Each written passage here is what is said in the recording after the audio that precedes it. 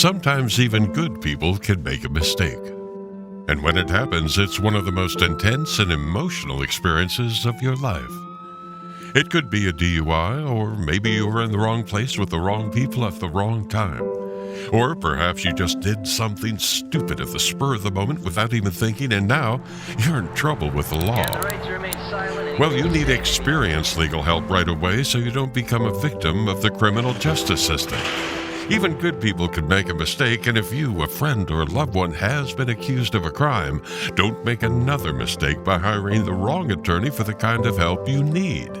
You need to visit toddjohnslaw.com. That's toddjohnslaw.com, and then call Attorney Todd Johns today. Attorney Todd Johns has decades of experience helping good people like you who have made mistakes or bad decisions and will stand by you every step of the way. toddjohnslaw.com.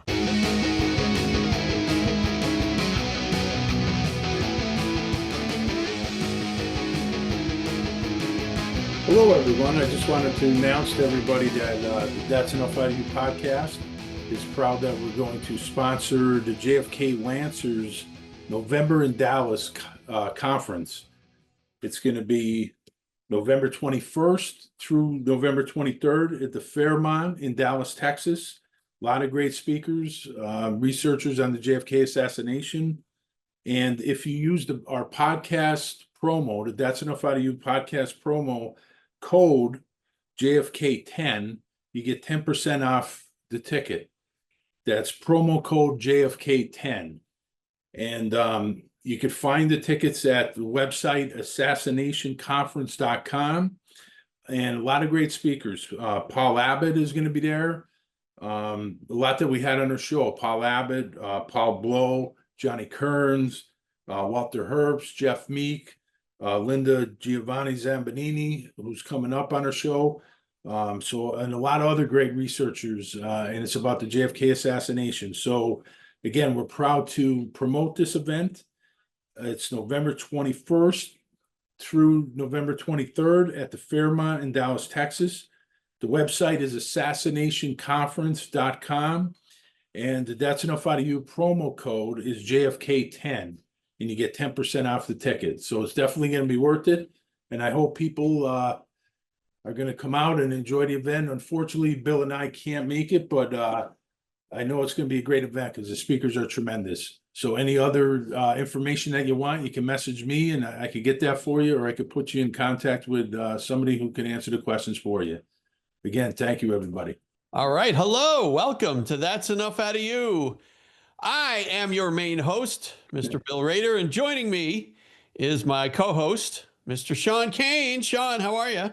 Billy, how you doing, buddy? We got a really special guest. It's been a long time. I can't believe my eyes. I can't believe my eyes. She's back with us. Lisa Pease, welcome back. It's been a long time since you've been with us. I miss you guys when I'm not on camera with you. It's fun. Oh, all right, Sean. What do we? Why do we got a lot to discuss. We got a lot to talk about. Well, Lisa's in the new film, the RFK Legacy, the new documentary film. We got your updated book, Lisa, which is on our bookshop. We also got the RFK files that dropped. So we want to talk about all that and more. So I'll leave the floor to you, Lisa. Where do you want to start? Oh, well, let's start with the article I just wrote about what's new in the files. Okay. In the RFK files, because this is a question I had when I knew the LAPD and the CIA had been in communication during the LAPD's investigation of the Robert Kennedy assassination. But what I could never figure out was, did the LAPD invite them in which case the involvement could be seen as more harmless, or did the CIA kind of push its way in which case it looks a little more sinister, right? Sure, right. And even as some of the early files came out, there was one that, suggested that the CIA had called the LAPD first, but it wasn't definitive to me. And then in the newly released files, I did find the account of William Curtin, Curtin, who was the CIA LA field office. In case you didn't know, the CIA had field offices all over the country. He was a special agent in the LA field office. He was the official liaison, and he described how it came about. and he talked about how he had called Inspector Yarnell, who I'd never heard of before. And I'm like, who is this guy? Because he doesn't show up in the SUS files that much. And he was the inspector, but he's also a member of this thing called the Law Enforcement Intelligence Union, which is a bunch of basically intelligence professionals seated throughout police agencies across the United States.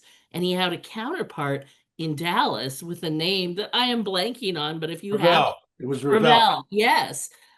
Jack Ravel, who is Right. very infamous to the people who Sure. studied the JFK assassination. Mhm. So it's interesting they were in touch. But Yarnell's response when the CIA called is, oh no, we think we have this covered. We really don't need you. And Curtin's like, well, I think you're going to need us. And sure enough, a few days later, the LAPD was calling them back saying, okay, because the evidence of conspiracy was obvious almost from day one. Sure. But the people in the LAPD who knew it was a conspiracy probably didn't even share that with Inspector Yarnell. I mean, I think I just got his title wrong, but anyway, Yarnell. So I found that really interesting. It's kind of like a thank you, but no thank you. We're good. We think we have the guy. And then they realize we have a mess and we're going to need the CIA to help us untangle this.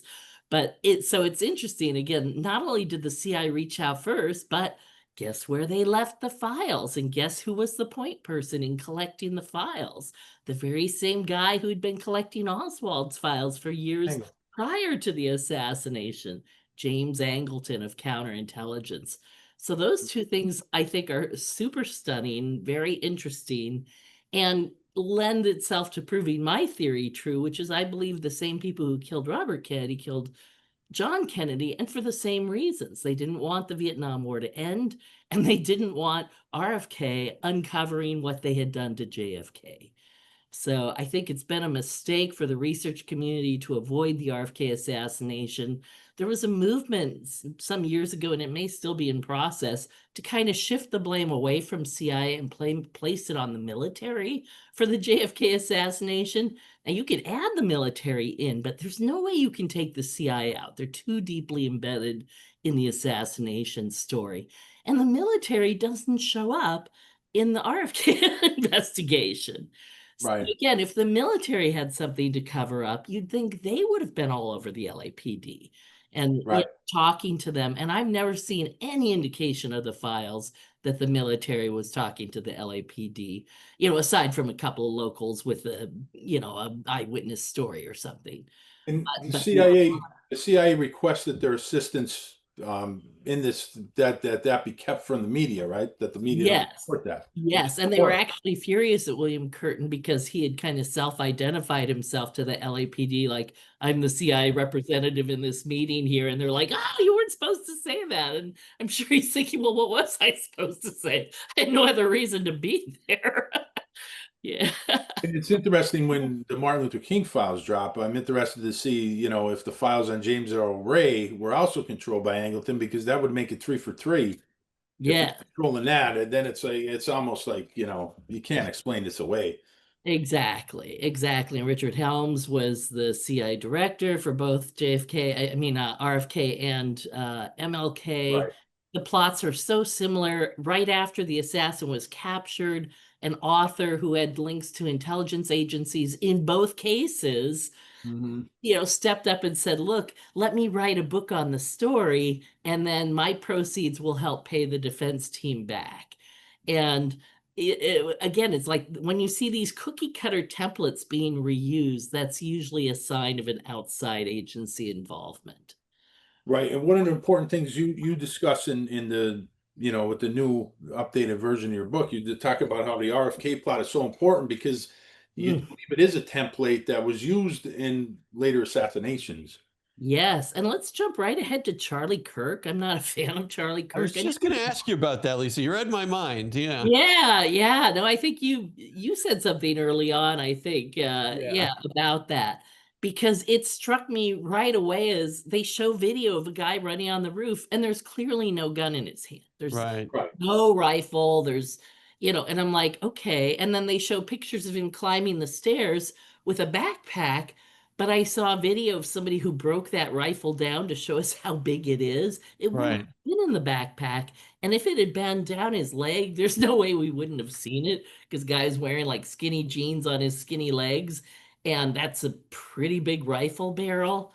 Mhm. So it's like, where was the gun is my first question. And then when they found the gun, it was assembled. So what would he have reassembled it for? Exactly. And wrapped it Yeah, in towel exactly. and put it in a box. And I'm Right. like, why would you take the time if you're, escaping the scene of a crime? You don't bother. If anything, you leave the rifle and you get out of the country or something. Now, Lisa, what do you make of the video? And I don't know if you've seen this. Have you seen the video of the guy with like a supposedly a plastic gun or something? Well, I saw one that looked like a guy with a cell phone. Well, that's the one you Right. sent me, Lisa. Yeah, the cell phone. Yeah, Yeah. yeah. And who knows? Because AI can do anything these days. So I Sure. can't vouch for the accuracy of any of these, but I've seen a number of indications that the shot seems to have come from Charlie Kirk's right side and Side. exited the throat. Right. It didn't, if it had entered the throat, it would have entered from this side, not this side, because there's Right. the roof over here. The Yeah. roof was here. So the official story again doesn't make sense. And there are, like I said, videos, as you say, there's a guy who looks like he might be shooting under his arm.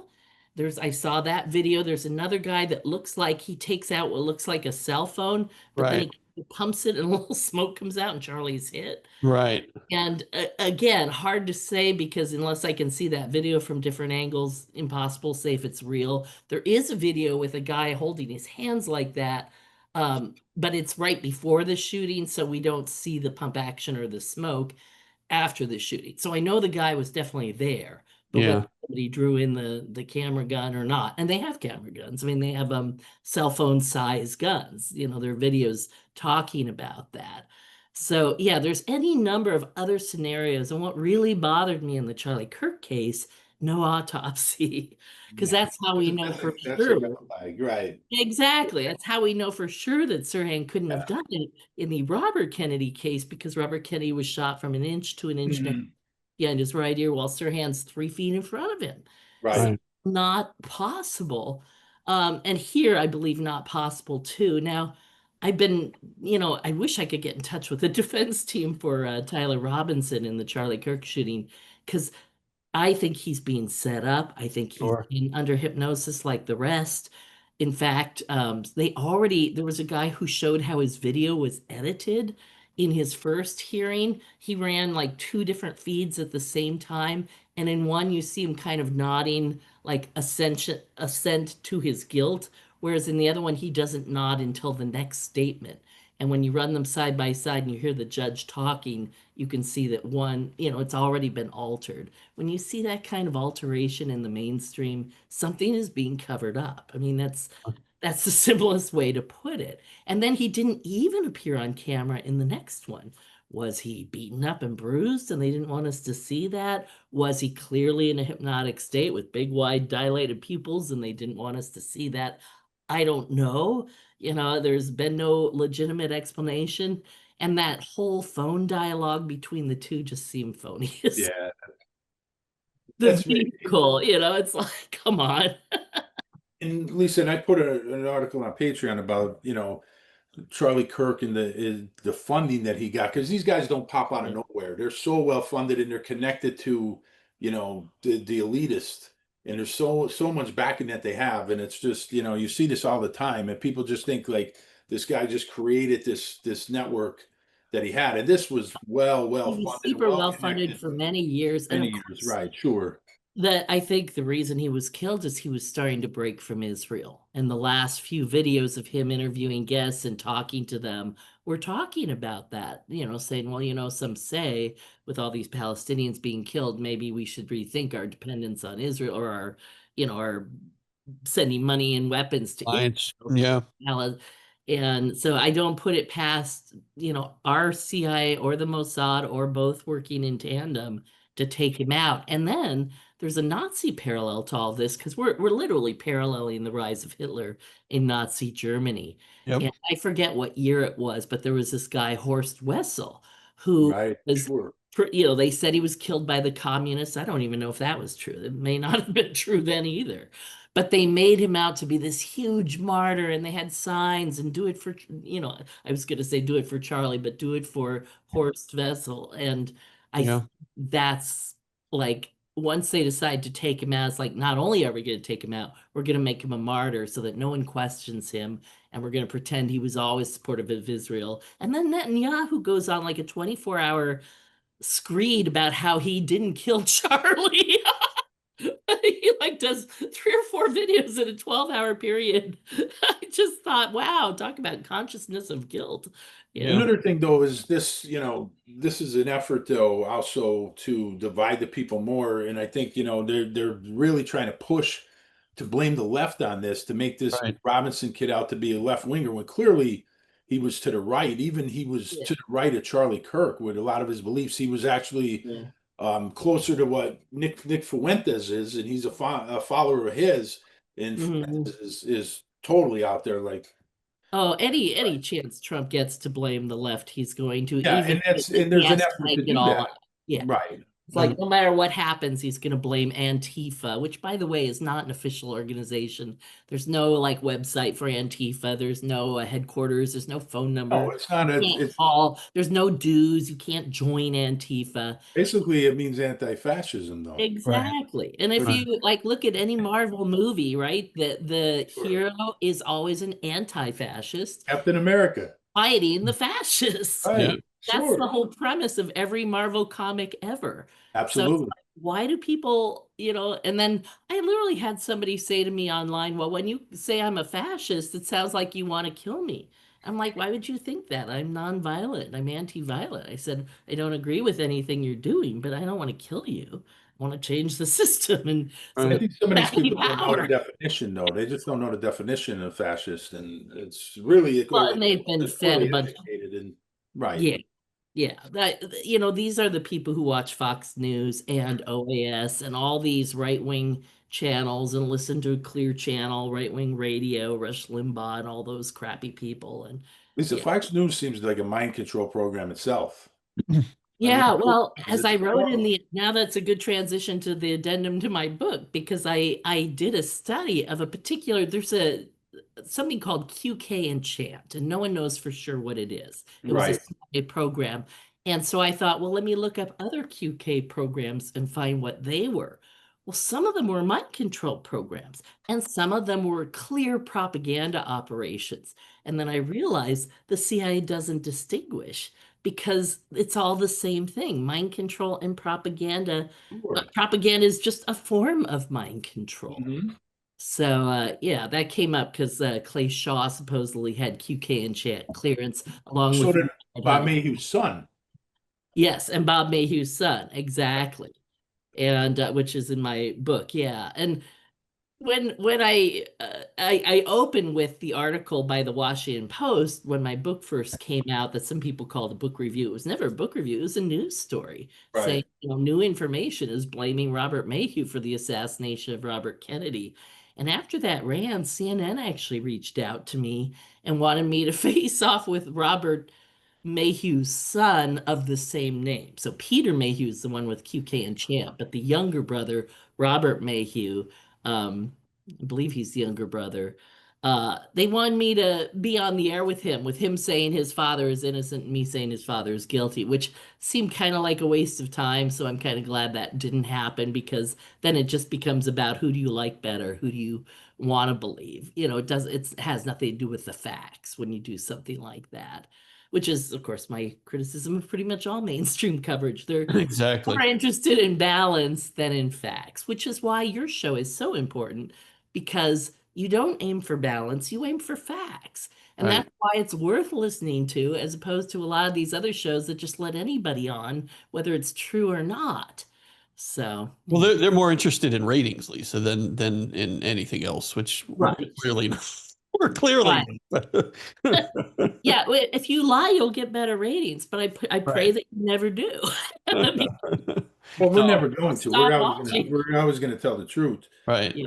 But Lisa, on your, your updated version of the book, I did read it. It's really fantastic. And it ties a lot to, I did the episode on Robert Maheu with Bill, and there's a lot of Maheu in your updated version. And of course, let's talk about James Phelan, because James Phelan was a CIA, FBI, media asset, and he of course mentored another disinformation artist, Gerald Posner. But one of the most fascinating things is what you said. Phelan took um, files from Garrison and photocopied them and gave them to Bob Maheu. Let's talk about that, because that is super Yeah. fascinating. Yeah. And let me back up a little bit, because James Phelan was a well-known journalist. He's not supposed to be Yes. a spook. He wrote for a Saturday Evening Post for years, and he wrote an autobiography, a biography of Howard Hughes at one point. Um, but yeah, so Jim DiEugenio, when I was first getting to know him and I was first getting into the JFK assassination, he showed me a FBI document that listed James Phelan as an FBI informant. And at the same time, I was reading a book on the Clay Shaw trial era. Well, actually, it was a book about Clay Shaw by a friend of Clay Shaw's, of course. And in the book, they mentioned a Robert Maheu, but they spelled it Mayhew. So that's why I'm pretty sure everybody else missed it. But when it said in that book that James Phelan took some of Garrison's files to see his good friend Robert Maheu at the Desert Inn, that's where Robert Maheu was, because Hughes was living there and Maheu's office was in the same hotel. So then I realized it's the same guy. So I posted this online. I used to be part of this forum, Alt Conspiracy JFK, where people hotly and rudely debated the assassination of JFK and sometimes RFK. But when I found that and I posted it, I got a call from James Phelan, and he was furious. And I led with the fact that he was an FBI informant and he was informing to the White House about Garrison's files. But then I also mentioned the Maheu connection. He was much more upset that I exposed his Maheu connection than his Is it FBI tied to the connection. CIA? That's all he talked about, was like, how dare you, you out me for that, and I'm gonna sue you. And he was very threatening. And I'm like, go ahead. I'd love to see what I could find on you in Discovery. It's like, I knew I hadn't said anything that was factually untrue. So I knew he had no leg to stand on. Now, other people might have been scared off by that because, oh, lawsuit, oh, whatever you want me to say and back down. But you got to stand up to these people because they won't follow through if you do. He never did sue me. But after this conversation, where he tried to kind of threaten and intimidate me and downplay it like, it was nothing. And, it's super significant because here's the thing: there was a transcript that was in Garrison's files that was used to discredit one of the key witnesses at the at the Clay Shaw trial on the Is that Perry JFK Russo? That was assassination. Russo, right? Harry Russo, exactly. And the hypnosis transcript was in two parts, and one of them was labeled A and one of them was labeled B. I'm pretty sure it was Maheu or Phelan who broke it in half, reversed them, and then labeled them A and B. And the reason for that is that if you read them in the current A B order, it makes no sense. He's already under hypnosis and saying things, and it almost sounds like the hypnotist is leading him, well, what about that assassination talk and stuff? But if you reverse the order, it's the second half starts with the induction. I'm going to count to 10 and blah, blah, blah. It's very clearly the beginning of the interview.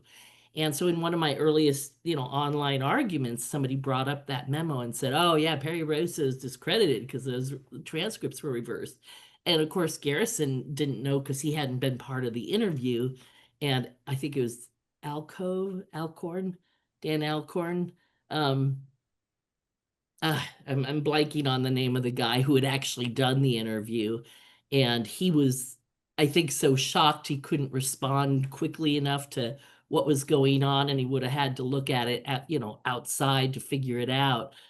But yeah, so I think that Phelan was active. Oh, here's the other thing about Phelan I didn't even put in my book. Jim DiEugenio told me this, and I wish I had thought to include it. And that's that every night during the trial, James Phelan would host a cocktail party for all the other journalists covering the trial in New Orleans. He'd invite them over and basically give him his spin on the day's Sure. events. Wow. That's what got reported, because a lot of these guys are kind of lazy, they're busy, they don't have Sure. memories. They're not taking notes because why should they? James Phelan will tell them everything that happened later. He makes Right. it easy for them to tell misinformation and not even know it's misinformation. Sure. Control the narrative. Exactly. So he's a super sinister figure. And then, yes, later I heard an interview with Gerald Posner, and he was talking about how he spent time out in Temecula with a famous journalist who had written about Howard Hughes. And I knew he was talking about James Phelan because I knew James Phelan lived in Temecula. And there's Unbelievable. no other famous journalist who wrote about Hughes anyway. Right, right. So he was like thanking him for all his mentorship. And I'm like, wow. And if you look at the people that Gerald Posner thanks in his book Case Closed, he thanks the CIA, he thanks a bunch of spooks for helping him. I went through all the books he had written to that point, and every one of them was written with the help of intelligence, even his novel, which was about old world CIA guy fighting the new CIA bureaucrats. And of course, the old world CIA guy won out. So that's Gerald Posner's mindset and loyalty. He's like of the Alan Dulles faction, if you will. So Sure. yeah, anyway, so that was very interesting. And I'm really glad I got to include that. And thanks for prompting me so I could add that extra information here. Let's talk a little bit more about Mayhew. So, talk about him taking the fifth about Watergate, because didn't he even deny Yeah. that he knew Jimmy McCord, which is ridiculous. Yeah, He's a yeah. FBI class. Yes, yes. Well, I don't remember if he denied knowing him outright or if he denied knowing him at that time. I'd have to go Okay. back to the transcript. But the fact that he took the fifth on a lot of Watergate questions strongly suggests he was involved in Watergate. And of course, in John Meyer's book, and when I talked to Meyer, he basically accused Mayhew of giving Nixon $1 million bribe. And Meyer had firsthand knowledge of that because he was sent with the suitcase to his room, and he opened it to see what was inside, and there was like $1 million. He's like, oh my God, what am I doing with this? And then Mayhew was supposed to give it to Nixon through BB Rebozo, who showed up at a restaurant. I mean, it's a whole story, and for people interested in that. But Mayhew is a part of the Watergate story, and he's a part that's never talked about. Sure. I think he's a part of a lot of stories where he's never talked about. And it makes you wonder, the CIA must have been super nervous when he was subpoenaed to talk before the church committee, right? To give Mhm. testimony, because it's like, what is this guy going to actually say? But in the IG report on the Castro assassination plots, which of course Mayhew ran, there's a comment, and I think it's from Helms, if I recall correctly, but he basically is saying, like, we have Mayhew by the balls. He will never cross us. He'll always do what we want. I mean, that those aren't the exact words, but it was words to that effect.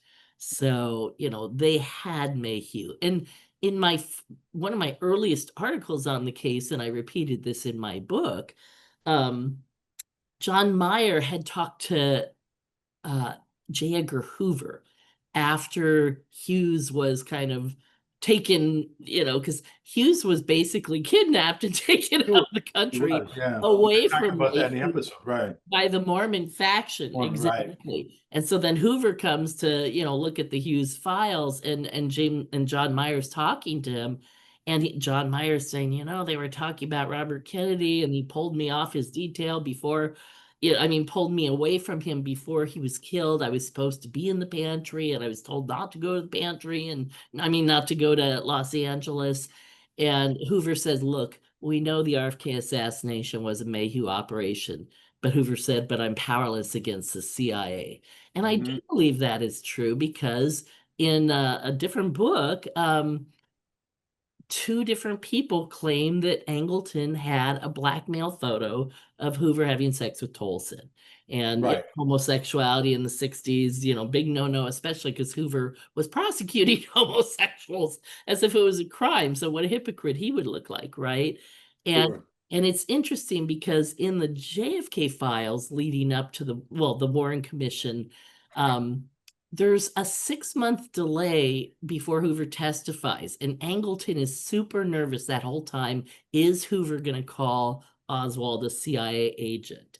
And in the church committee files, they ask Angleton about this. It's like, well, why are you so nervous? If he wasn't a CIA agent, what did it matter what Hoover said? And it's like, well, we didn't know what Hoover was going to say. He can't explain it, but Hoover knew he was a CIA agent. He knew. And I think he clearly sold out then. It's like he had to make his choice. Am I going to stand for the truth or am I going to protect my own hide? And I think he chose to protect his own hide. But I think through the RFK assassination, I think Hoover got enough material to counter blackmail the CIA. Like, I know you killed RFK and I know you killed JFK. And there was a split. They used to share a lot of intelligence. Hoover in 1970 put up a wall and wouldn't let his agents talk to the CIA anymore and just kept everything from them because he didn't trust them. So right before Watergate happens, Hoover dies because he kind of had to, because he would have known those are all CIA guys and what are they doing there? Sure. And this is a CIA operation. And I had Carl McNabb, who was recruited into the CIA when he was in Korea. He wandered into the wrong mess tent by mistake. He was a soldier, in the army, not the CIA, but he went to the wrong place. And everybody was talking about biological weapons being sent into Korea. And so he basically learned super classified information. So he kind of had to join the CIA now, to get him to shut up.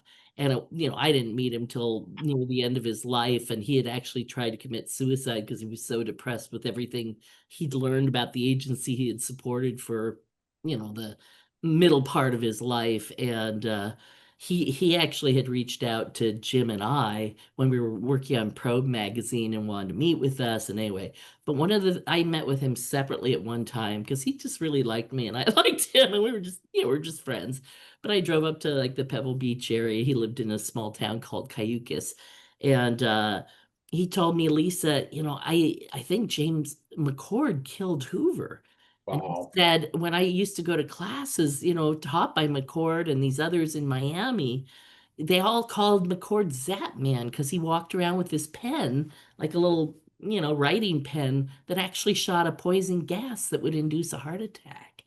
And that Colby testified to the church committee that the CIA did have a heart attack gun. All right, he didn't describe it as a pen, though.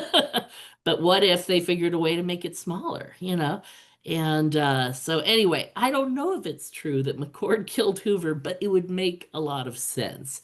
And it would also be yet another reason Maheu wouldn't want to say a thing about McCord or knowing him.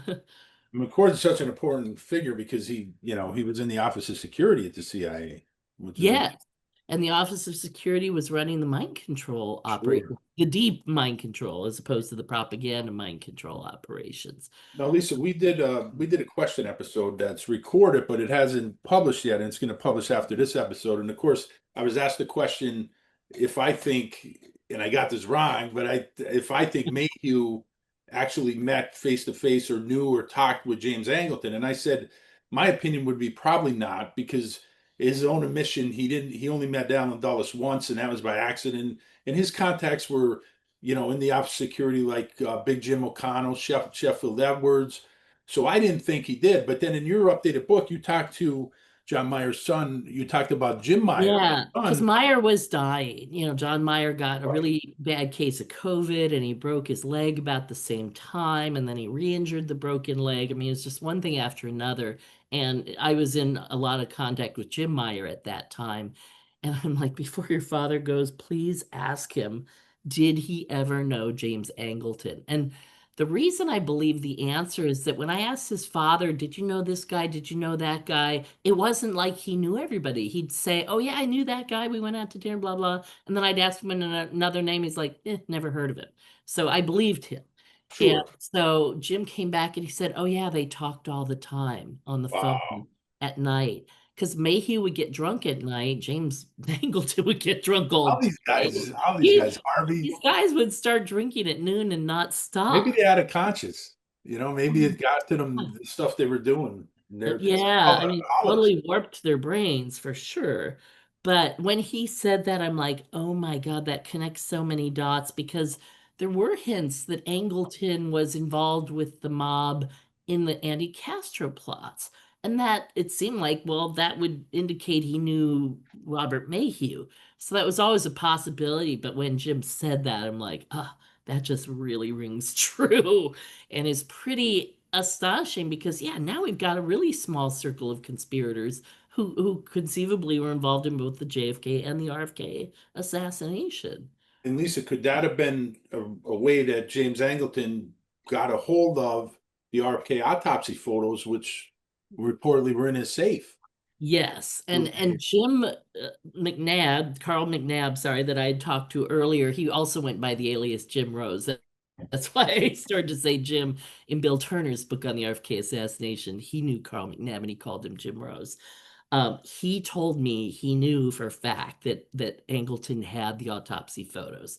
And years later, I saw that Jeff Morley put that in his book too. Now, I don't know if he sourced my article or what, because he didn't footnote that, so I don't know where he got that information from. But seems like Angleton did have them. So yeah, if he knew Mayhew, and Mayhew was friends with Sheriff Pitchess, the county sheriff, because the medical examiner, the coroner, is for the county, not the city of Los Angeles. So the county would have every right to ask for the autopsy photos, and that's how Angleton would have gotten them. So, because again, if you killed Robert Kennedy, you'd need to know, what do I have to cover up? What do I have to explain away? It would make sense. You would need that to investigate so that you could be prepared for any future challenge. And whatever they found, I think they just decided better not to release the autopsy report. Because originally the LAPD planned not to release any of their files ever. It was only through a lawsuit 20 years later that the files were pried loose because they wrote three versions of their final report, and each one was more redacted than the one before, trying to find a narrative that didn't sound like a conspiracy, and they couldn't because the evidence, there's just too much of it. They had to hide way too much. So they just decided, well, let's just not release anything, you know? Oh my God. So, Lisa, let's talk a little bit more about Mayhew because in the episode, um, that I did, I want to get your thoughts on this. I think, I think officially they say Mayhew's involvement with the agency is mid 50s. I forget 54, 55. But I make a case in that episode that I believe it possibly could go back to the inception of the CIA, and it ties into that infamous mission or whatever that Mayhew was on back to his hometown in Waterville, and then he kind of retires a couple weeks into that. No, nobody really, I couldn't really find out what that was all about, but it's really a kind of a coastal town, kind of isolated, where they Mhm. really have a lot of leeway to do whatever they want without, people seeing what's going on there. And it was a college town too, which is interesting, where because we know they like to infiltrate academia. Oh yeah. So it's possible that Mayhew goes back to the inception because later he would retire from the FBI and move to that private, his private detective firm. But if he was agency right from the beginning, that explains a lot. And I Yeah. think I made a pretty good case. But what are you thinking? What do you know about that I mission? well, I know what he said, and he's like, no, I really wanted to be a dairy farmer, but I didn't realize the cream had to be refrigerated. And I'm like, you're that stupid. Yeah. But it's interesting, during World War II, one of the deception operations they ran is they set up these cows that had men inside with guns. And so they could put them in a field, and if somebody approached, the cow could shoot him. Jesus Christ. And I thought, what if he was building those cows on his farm and selling them, to the army? I have no evidence of that. That came to mind when I'm thinking dairy farm, what operations I was the don't put CI anything doing past at that time? So, but interestingly enough, he claimed he got into the CIA because he basically, was it that he lost? Yeah, he lost a big poker game against these Office of Security guys who he already knew. He already knew, right? Where did he know them from? Right. And yeah, They so all like Notre I'm Dame. with They went you. to I they think, love Notre Dame. That's where they do yeah. their barbecues and Well, I've been told, in fact, again, Carl McNabb said that. He's like, the CIA loves to recruit at Catholic colleges because they're taught to think in terms of black and white, good guys and bad guys. Same with the Mormons, same with all religious sects, and Mormons are great because they have to do a mission abroad. And Well, so if they Lisa, when you can mentioned that Mormon group that kidnapped Hughes, there's potential ties there to the CIA and that. When I was Oh doing yeah. the research for that, I really think I couldn't Oh really yeah. pinpoint it, but I think there was definitely agency ties to that Mormon group. Yes. I basically think that Hughes was funding CIA operations. We know Sure. for a fact. Right. And did that because he was trying to buy an airline that Congress was holding back. So it's the same corruption kind of stuff that's happening today. It's like one of the reasons Jimmy Kimmel was pulled, was to help facilitate, a particular media merger deal go through. This kind of stuff happens a lot more than we know. But it was particularly egregious with Hughes to the point where Congress even had to do an investigation of him. But yeah, there's like a civil war between factions in the CIA. I think the Mormon faction wanted the money, and the Maheu faction wanted the money, and it looks like the Mormons outsmarted the Maheu faction. Or my other thought was by then Maheu was kind of, how do I want to say, Mayhew was in a position to blackmail the agency because of what he knew and had done with the RFK assassination, I believe. And other So things I too. think they really needed to break him and Hughes apart so that Mayhew had no more power and looked discredited so no one would believe him if he later came out with any story confessing to his guilt. That's what I think happened.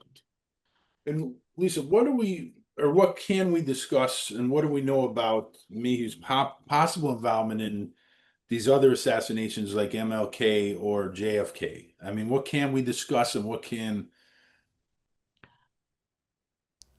We will be right back. DK's Corner, now located at 201 Cherry Street in Jessup, Pennsylvania, is serving up the area's best tasting food at respectable prices.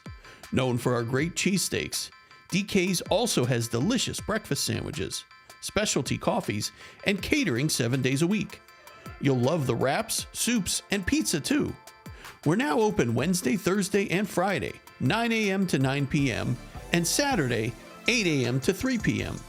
Visit DK's Corner on Facebook to see our daily specials, and make sure to follow and like us while you're there. We offer local delivery to homes and businesses, takeout, or come and dine in our new restaurant in Jessup.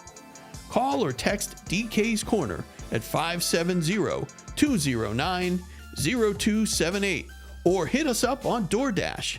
And we thank DK's Corner for sponsoring That's Enough Out of You. We will be right back.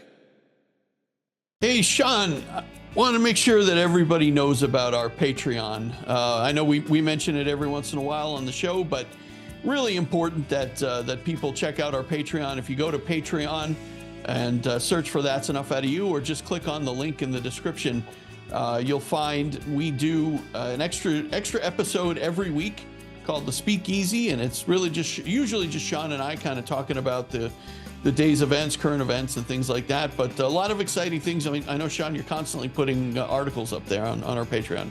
Yeah, and sometimes, Bill, we do bring on special guests. We had Dave Whelan on, we had Scranton Dave, and every now and then we bring Patreon members on. We've had different members, Scott Alfieri, Michael Pilch, Dan Hankey was on.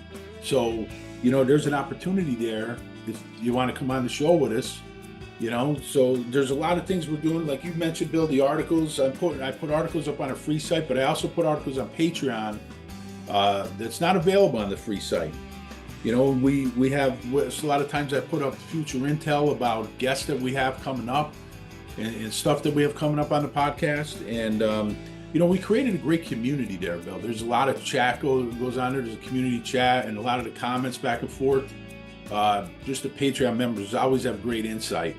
So it's a community, Bill, and it's an opportunity for people to join for a really good price, Bill. Yeah, I mean, you can't beat it. You can certainly become a free member if you want to. There's also tiered levels with subscription amounts, and just for $1 that gets you everything. I mean, the $1 gets you everything, including our weekly show. There's other tiers. I think, Sean, what is there? A $3 tier? $3, a $5, a $10. I mean, and there's a $50. People could afford to give 50. Yeah, I mean, totally up to you. Once you join, you can make that decision, and certainly, there's no commitment. I mean, you could join for a month or 2 months or whatever you want, and then you can switch your subscription around. Totally up to you. I mean, that's people love Patreon for that reason. It really is. It makes it easy. It's kind of however you want to do it, however you want to join, and we certainly appreciate anybody who joins our Patreon and supports the show, because we definitely Sean, we're not getting rich off of this podcast, that's for sure. But we definitely, appreciate any support that we get from our listeners. And, we also have our merchandise store. If people want to check out, we have the shirt that I have on now. We have mugs up there. We have cups, hats, anything you can do to help the podcast grow. We also have a bookshop up there, Bill, where all the authors that we have on our podcast, we have their books up, and it supports local bookstores, Bill. The money goes to local bookstores, a little bit to us, and then to the publisher and to the author. So it's a real good opportunity instead of buying Amazon and making supporting billionaires. Right, sure. There's an opportunity. And as far as Patreon, one last thing, Bill, if you want to join as a free member, we do put some stuff up there for the free members, and then if you like it and you want to upgrade, you can do that. Absolutely. So definitely check out our Patreon. Like I said, there's a link in the description to our Patreon, or you can just go to Patreon and search for That's Enough Out of You, look for our logo, and just fill in the information and you can join. All right. That's it, Sean. We appreciate all of our Patreon members, and we hope that you guys will consider checking it out if you haven't joined. Thank you. Yeah, I promised somebody I wouldn't talk about one thing that connects Maheu directly to the JFK assassination. Okay, let's not leave discuss that it. to That's that fine. person. Yes. Right. Okay, though. But it would make sense when you hear it. Sure. It will totally make sense. The MLK, I've not yet seen a connection anywhere, which doesn't mean it doesn't exist. No, I definitely just not. haven't seen it, and I really don't know that case as well. So, Okay. yeah. Is there anything you want to add on Maheu? Anything we had that maybe that I missed in an episode, or I really encourage people, if you're interested in Maheu at all, you got to read his autobiography. yeah, because it's he kind interesting. of confesses some things between the lines. And he talks about like this guy who was having an affair with one of Hughes's women, and how the guy ended up dying while cleaning his gun at a Yes, I shooting mentioned that in the range. episode. Yeah. Yeah, and I talked about that on an earlier show, I know, but it sounds like he's confessing to the crime and yet bragging that he got away with it at the same time while saying, I had nothing to do with it. But it doesn't quite read that way. I just encourage people read it for He themselves. also said that he was involved in the Bay of Pigs, which is the first time that I've ever heard his name even come up in that. Yeah, that would be interesting. Yeah, so I think Maheu is a character that's just worthy of so much more research than he has been given. Yeah, definitely. Absolutely. So let's go on. Let's talk about your role in the film, the RFK Legacy, and the documentary, and talk about. Yeah, well, it's interesting because Sean, the son of Oliver Stone, Sean Stone, reached out to me at one point and he said, Lisa, I just read your book. He's like, at the very least, I want you on my show, but there might be something else. And then I didn't hear from him for a few months. And then he called me. He's like, I'm doing this documentary. It's called RFK Legacy. It's going to involve Bobby Kennedy Jr., but it's really about the father and his legacy. And I said, is this a campaign film for Bobby? Because it's like, if it is, I don't want to participate. And then I said, and the other thing is, Bobby has a very different understanding of the RFK assassination. I've been in the files for 30 years. He's looked at it briefly for a few. And he's like, no, I believe you and your interpretation, and that's why I want you in the film. And I'm like, okay, under that circumstance, I'll participate. And this was before all the Palestinian stuff happened. And so as he's filming me at one point, he's like, well, do you have anything good to say about Bobby Kennedy? And at the time the filming had started, the Palestinian stuff was just starting to come to the surface. And I'm like, God, I don't really feel comfortable. And he's like, oh, well, in your book, you said he was like the clearest uh the most like his father, that he held the legacy of his father. And that was true of his earlier years. He had done some really good environmental I can't even say it, activism. And he also had called out the 2004 election, which I always thought was stolen. A guy went down in a plane crash who had been involved in an investigation of the voting machines in Ohio that Bush supposedly, manipulated to win. And Bobby laid it all out in a Rolling Stone article that was really good. So I talked about those. And then like the Palestinian thing really took off. And I called the producer back, who's not Sean Stone or Oliver, it's another guy. And I said, you have to pull all my positive comments about Bobby because I can't be seen praising the guy who says it's okay. He literally had said to me at one point, maybe it's better if all the Palestinians were wiped out. That's Wow. that's what he said Wow. to me. Wow. And that was so earth-shattering to me and so heartbreaking to me.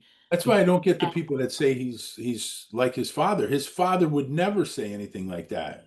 Never. No, and neither would his uncle, who he totally No. admires and claims his policies exactly follow him. And, JFK, you've talked about You it know many what JFK times. said? He said Yeah, Palestine wasn't Britain's to give away in the first place. That's a direct fact. quote from JFK. Yes, yes, it is. And I know you've had Monica Weizak on to talk about that, and she's great on that subject.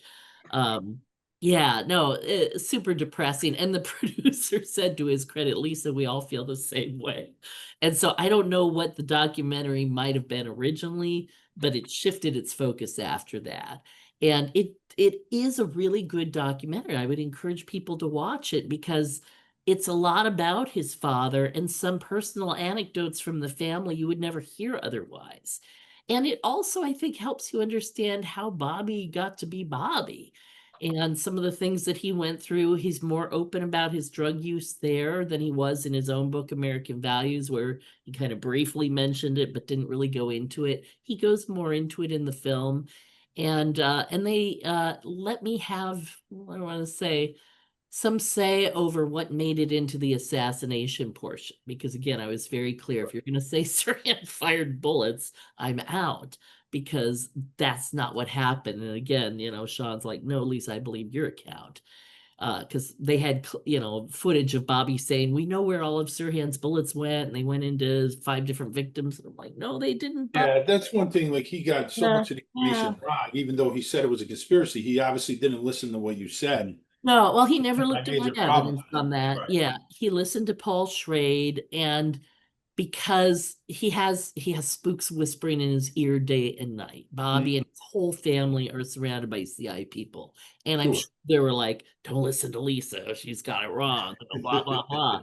Even though I'd proved to him I was right on the Castro plots, because that's kind of how we bonded. I said, I know for a fact your father did not authorize those plots. I said, I have a Absolutely. document to Right. prove it. And he's like, bring it over. I want to see it, because he used to live in LA. Now he's moved back east. So it's interesting that, yeah, we had a brief moment where we were in the same city and I got to know him briefly then. So, and he's a nice guy. I mean, don't get me wrong. And he has done some good things, but his truth meter is off. And a lot of people's truth meter is off. Yeah, Not that's everybody. for sure. Yeah. Yeah. I mean, God, look at half the country's truth meter is off. Yep. Yeah. And when So, does this come out, Lisa? when does what come out? The film. The film. The film is out Oh, it now. is out now. Okay. Angel right now, and I believe it will be going to other streaming services over time. Okay. Where is it now? Yeah. And there's a streaming service called Angel. I think it's like $20 a month. You have to sign up to see it, and they Okay. have an exclusive contract for a while, but it will eventually, their contract will expire, and then it will go to other streamers. Okay. So I Okay. won't name which ones because I'm simply not sure, but big name ones that you would recognize. Yeah. So. Let's backtrack too. I forgot some in the information in your book, the updated version.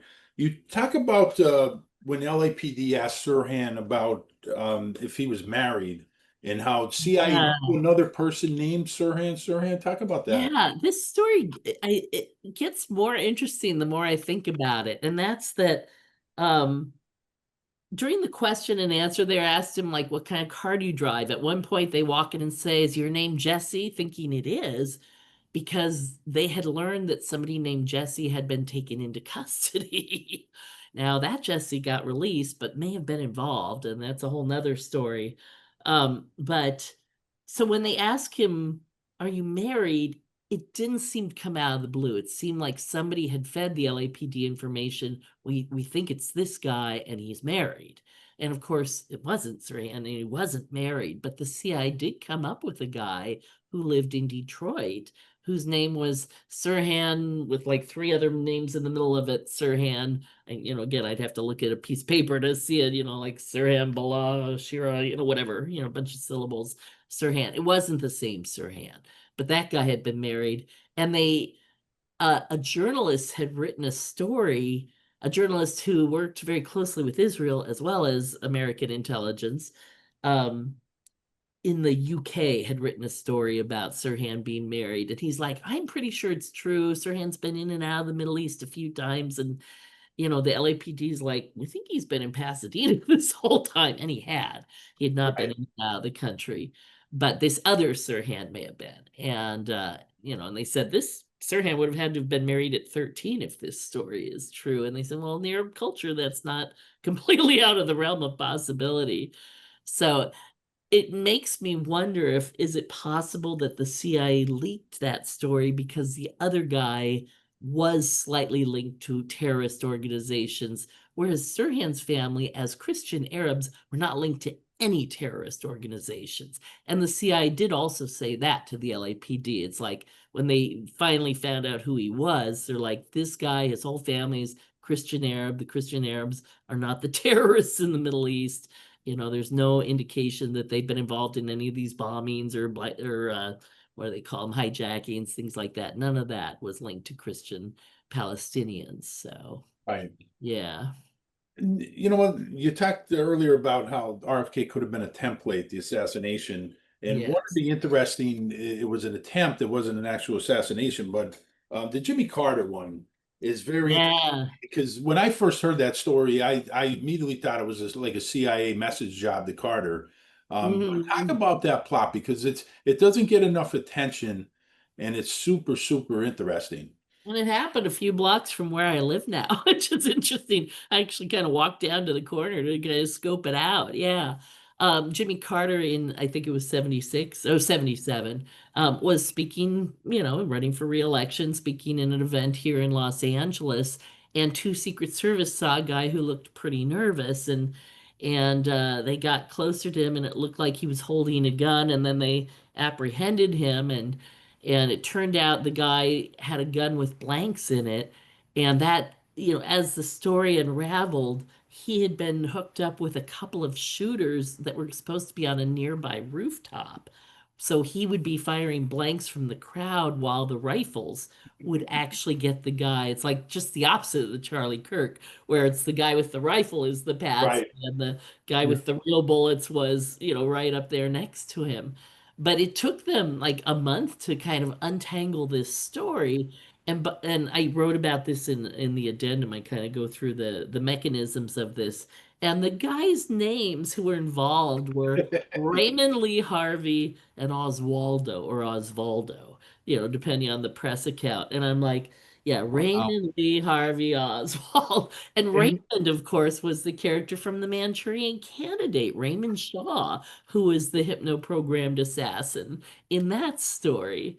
So I just thought they are really sending Carter a message, or maybe they would have been okay if it had come off. It's like it was a win-win either way. If it worked, great. If it didn't work, he would hear the names and know that he was being targeted. And I listed a bunch of reasons the CIA might have wanted to take Carter out. sure, the Shah would have been one. Yeah, yeah, Rockefellers were pushing for the Shah to come in the country, and he didn't want to. And then later, right. not too long after that, he would cave to that. He You know, caved to that, and then what happened? Exactly what Carter predicted. He's like, yeah, if he knew. we let the Right, Shah right, in, they're going to kidnap our people, which is exactly what happened. exactly. So And they Carter did actually the right thing, Nelson Rockefeller said, "Ah, that would never happen," and it's exactly what and happened. then But exactly just what happened. imagine Carter looking at a report, Lisa. and he's just staring at the report, reading it, and Lee Harvey Oswaldo is staring. Right. It's such a message. Crazy. It's so chilling. And right at that time, as I had written in the first version of my book, even before the update, before I knew about that plot, Carter was considering adding the Robert Kennedy assassination into the House Select Committee and making a push for that, or doing his own separate investigation based on what that Congressman Lowenstein was showing him about Sirhan being in front in the autopsy, Right. showing the shooter from behind. And so it's fascinating and chilling. But I bring in the Mark David Chapman case because not only is it a similar template in the sense that Mark David Chapman was too far away and in the wrong side of Lennon Right. to have made the shots, but in that case, that one I think is more comparable to some of the more modern ones where I think Chapman to this day believes he shot Lennon, even though the evidence doesn't support that. But I think he's been programmed to believe that's what happened. Right. And Sirhan was not programmed to believe that, probably because he wouldn't have participated if they had told him that's what it was about, right? Sure. So, different minds, different approaches. Anyway, I just think we've had so many school shootings and the shooter's always killed, and the Las Vegas shooting, with the guy shooting into the crowd and the shooter is killed. I wonder how many of those were mind-controlled people. And again, we don't always know what the real motive is. The motive could be Israel and Trump are discussing something, and Israel's like, if you don't do it, if you don't bomb Iran for us, you're going to have a mass shooting in this city. And then it happens. And then they Yeah. know, it's like, how do you go after that? Well, that's why I'm kind of fascinated and hoping that we actually get to see a trial for this Charlie Kirk case, because it's going to be interesting to see if they can actually prove that this guy did it. Yeah, The yeah. evidence. And the shells were like marked, and I'm like, that is not a thing in the US. That's what they Right. do in Israel. They have people sign the missiles that they use to shoot at the Palestinians. But I've Right. never heard of people signing bullets here in the United States, so that's also highly suspicious. Yeah. At least it's interesting you mentioned Israel, because another assassination would be Yitzhak Rabin, which Yeah, is so important because that really moved Israel to the right. And yes. it led to Netanyahu and really changed a lot of dynamics there. And talk about that assassination for a little bit. Yeah, there was a Yigal Amir, I think was his name, and supposedly a hardcore right winger who ostensibly shot Rabin, but the guards around Rabin when the shooting started were yelling blanks, blanks. So they knew something. And Barry Shamish was an Israeli journalist who had written about this extensively. He ended up moving to Canada, and unfortunately, he's died, because I would have loved to have him on your show to explain. But he wrote this really good little book, Who Killed Yitzhak Rabin? And he makes a really good case that Rabin wasn't fatally wounded until he was like on his way to the hospital or at the hospital. Like he was injured and wounded, but if he had had the fatal wound, he wouldn't have been able to walk because his spine would have been severed. But it Right. was severed by the time he gets to the hospital. So how is that possible? So there's something really sinister about that story. And again, you know, that has kind of Netanyahu all over it. Sure. And Right. and that mindset, the mindset that anything goes in the name of power, the dullest Netanyahu mindset, I guess I should call it. Yes. In the template, I mean, you talk about the template goes back to, you remember who ran the Israeli desk for the CIA was James Angleton. So, Yes.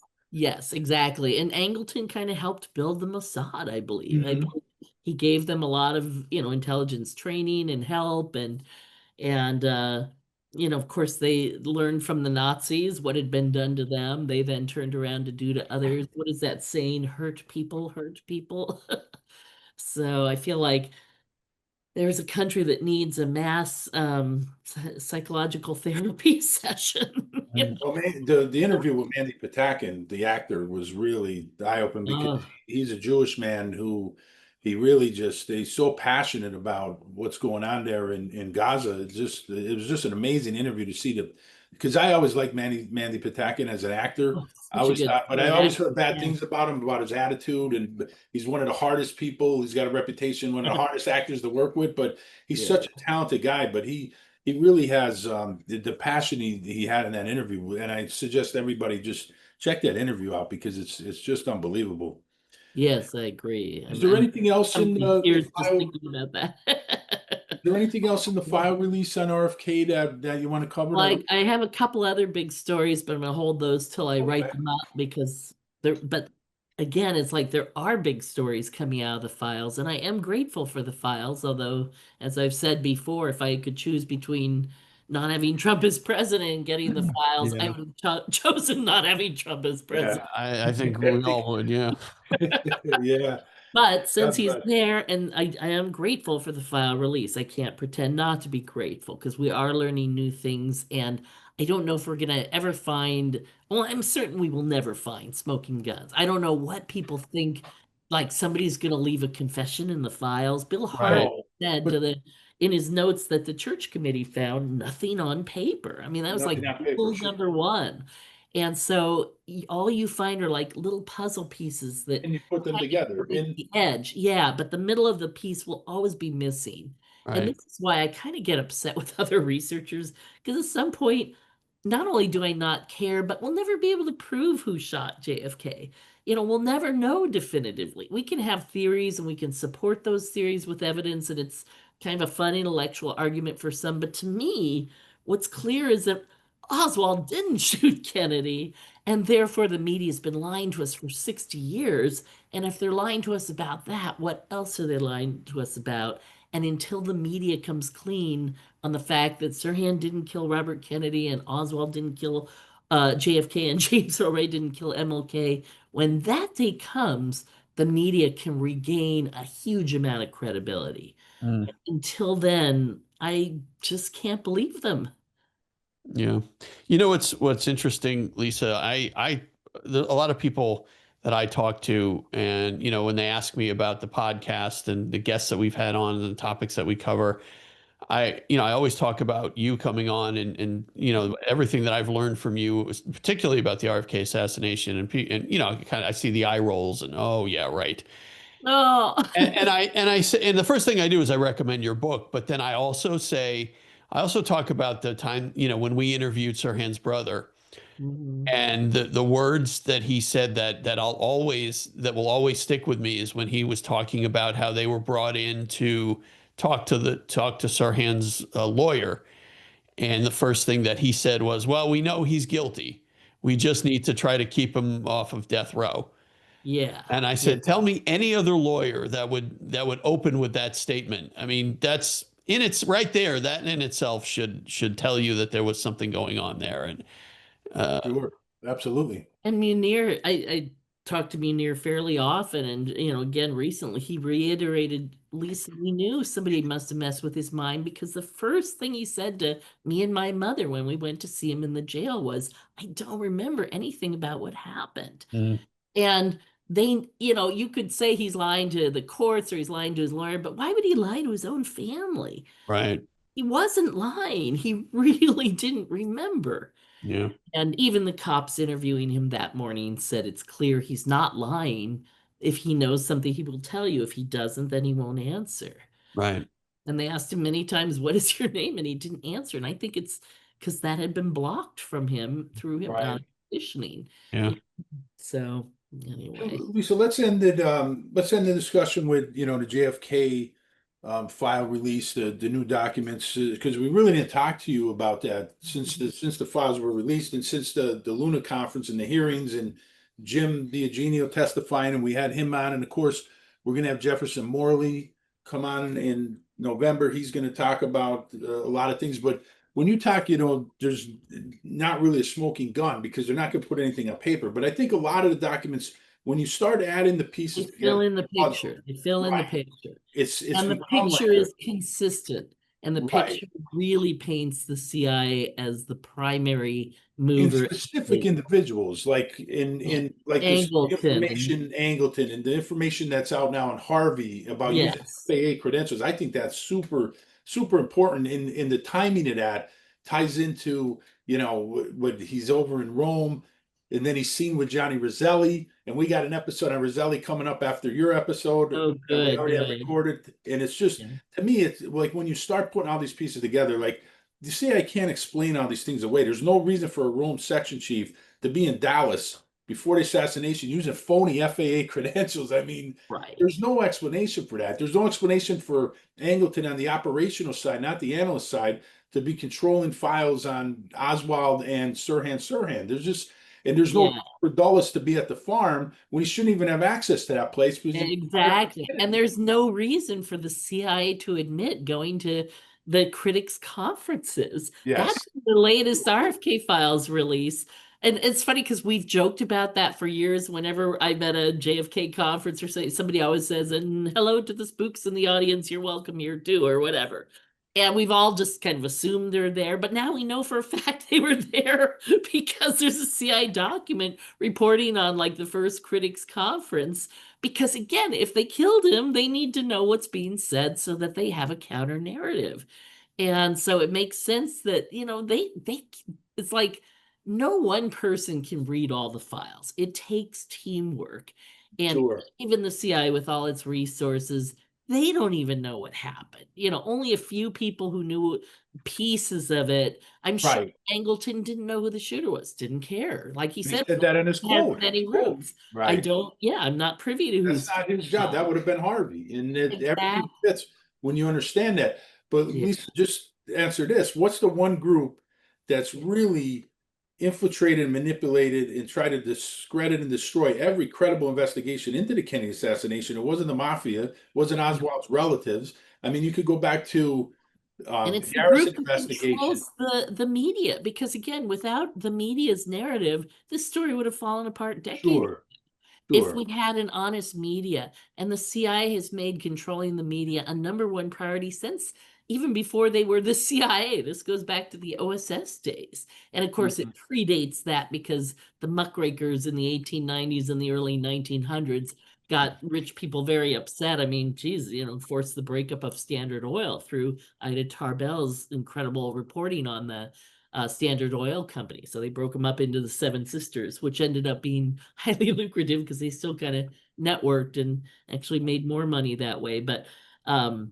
But yeah, so the elite learned early on you have to control the media. The CIA learned if we don't control the media, we're going to be dead. We're going to be out of here. Right. And journalists made great spies. And so it was like a match made in heaven because a Sure. journalist has every permission to go talk to a foreign leader and interview them or talk to their associates, and no one thinks twice because it's a journalist. They didn't used to think they were spies. Now, after the church committee exposed the use of journalists, now every journalist is assumed to be a spy, even though a lot of them aren't. So it's like sometimes we go to the opposite end. But yeah, no, the narrative is upsetting that we're still not being told the truth this many years after the fact. And that's how we know it's the CIA and not the mob or Sure. LBJ or whatever. Because if it was something like that, it would have come out by now. And not only But the media people aspect. who are invested in that narrative are alive today, is my point. Sure. And not only the media narrative, but control the narrative from academia and from Hollywood is also Yes. important, Oh minus my Oliver God. Stone. I mean, that's that's Yeah. super important to them. And like you said, Lisa, it's not the CIA as an entity, because there's a lot of people in the CIA that Yeah, they do good are work. involved in this. Really And this trying is to protect very, America. Yeah. like Professor Blow always says, he talks about it was a regime change operation. Who was involved in the regime change operations all over the world with Lumumba in the Congo and Arbenz in Staff D. Guatemala, Mossadegh in Iran? I mean, the Yeah. same people were involved in those. The names keep coming up: Harvey, Angleton, Phillips, Dulles. I mean, it's the same people. So, Yeah. you Yeah. call it what it is, and then you The put these not so pieces secret together. team. Yeah, the not so secret. Paraphrase Not Brownie. anymore. Not, but after 60 some Yeah. years, there's, But I have to ask you, did you not love the index to my Oh, book, It Yeah. used to be just a name index, and now it's a full subject index, and people can So look easy up to find. CIA, for example, and find all the references. And Sure. And when you're looking for things, makes it really easy to find specifically what you're looking for. That's terrific. yeah, Terrific. I didn't do that, and they surprised me with that. They didn't tell me they were doing that, but I'm And like, it's up on our this bookshop. alone makes it worth buying. Everybody could get it on our bookshop. I recommend it because it is important. The updated information is super important. And again, if you're interested in JFK, you've got to be interested in RFK. There's just too much overlap. And Sure. Of course. and of all the assassinations, this is the only one where the guy is still alive and still in jail and could still be freed. Mm, And with it, our history. So that's why I care so much about this case. yeah. Yeah. And Anyway, thanks for one thing having. I do want to end, Lisa, Oh I yeah, want go to end, ahead.